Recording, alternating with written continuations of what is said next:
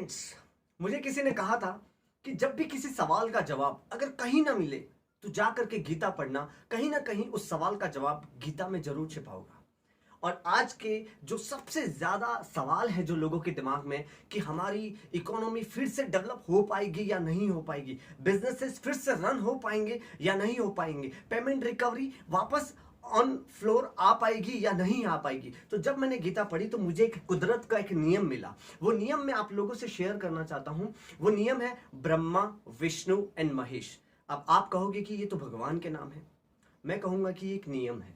ब्रह्मा जो किसी भी चीज को बनाते हैं, विष्णु जो उस चीज को चलाते हैं, और महेश जो उस चीज का विनाश करते हैं।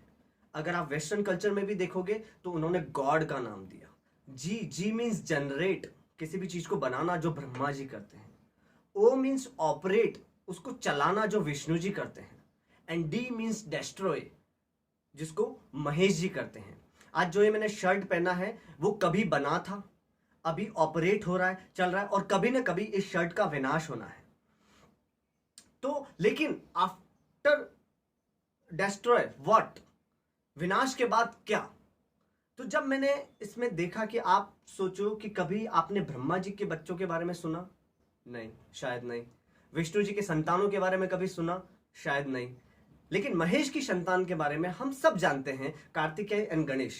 गणेश जी जो शुभ शुरुआत के प्रतीक है, एक होप के प्रतीक है। शुभ शुरुआत जो होती है वो गणेश जी से होती है। तो जब विनाश आ जाता है उसके बाद शुरुआत होती है। इतिहास गवाह है, जब फर्स्ट वर्ल्ड वॉर हुआ था तो जर्मनी पूरी तरीके से बर्बाद हो चुका था।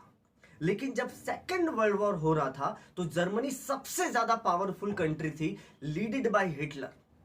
जब सेकेंड वर्ल्ड वॉर हुआ तो जापान पूरी तरीके से बर्बाद हो चुका था। लेकिन आज आप देखेंगे तो सबसे ज्यादा टेक्नोलॉजी, सबसे ज्यादा इन्वेंशन और सबसे ज्यादा डेवलप अगर किसी कंट्री ने किया है तो वो जापान है। आप इंडिया में देखेंगे तो आपको अगर शायद ध्यान हो कि गुजरात में सूरत नाम का एक शहर है जहां पे, जिसको सबसे ज्यादा अनहाइजीनिक सिटी के नाम से जाना जाता था। एक समय में वहां पे प्लेग बीमारी फैल गई थी, सबसे ज्यादा अनहाइजीनिक सिटी के नाम से जानी जाती थी। लेकिन उसके बाद अगर गुजरात में किसी सिटी ने सबसे ज्यादा डेवलप किया है तो वो सूरत ही है। 2001 में जब गुजरात में अर्थक्वेक आया था तो कच्छ जो डेवलप नहीं था वो पूरी तरीके से बर्बाद हो चुका था। लेकिन 2001 से 2020 तक में अगर आप देखोगे तो सबसे ज्यादा डेवलपमेंट कच्छ में हुआ है। तो इतिहास अगर आप देखोगे तो जब भी विनाश हुआ है उसके बाद एक रीसर्जन हुआ है, एक रीडेवलपमेंट हुआ है। तो अभी जितना भी विनाश हो रहा है, जितने भी लोग तकलीफ में हैं, जिनको लग रहा है कि इस बीमारी की वजह से उनकी सक्सेस रुक गई है, उनके काम रुक गए हैं, इकोनॉमी ब्रेक डाउन हो गई है, सब मंदी हो गई है, तो मैं आपको बता दूं कि वापस रीडेवलपमेंट, एक नया सर्जन होने वाला है। उसके लिए आपको अपने आप को प्रिपेयर करना है, क्योंकि ये जो शांति है ये तूफान से पहले की शांति है। इसके बाद डेवलपमेंट का तूफान आने वाला है। उसके लिए आपको सिर्फ दो चीजों पे फोकस करना है। एक है पॉजिटिविटी, मतलब आपको पॉजिटिविटी पे ही फोकस करना है, आपको अपॉर्चुनिटी पे फोकस करना है। अगर आपका ध्यान, जब आप कुछ चीज खरीदने का सोचते हैं, अगर आपने सोचा कि आपको ऑडी कार खरीदनी है तो आपको हर जगह बाहर ऑडी कार दिखेगी, क्योंकि आपका फोकस उस कार के ऊपर है।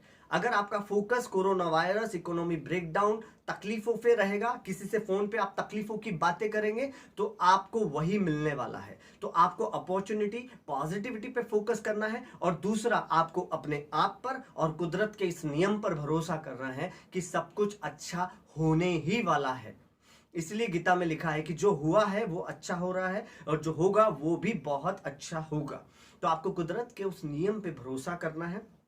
उसके बाद अपने आप को इसके लिए तैयार करना है, नई चीजें सीखनी है, लर्निंग पे ध्यान देना है। फिर देखो जब डेवलपमेंट का तूफान आएगा तो ये जितना बर्बाद हो रहा है, जितनी तकलीफें हो रही हैं, उससे 10 गुना ज्यादा हम सब लोग तरक्की करने वाले हैं। अगर आप इस चीज को बिलीव करते हैं और नहीं करते तो आज से बिलीव करना शुरू कीजिए। फिर देखो उस डेवलपमेंट के तूफान में हम सब लोग कैसे डेवलप करते हैं। Thank you so much.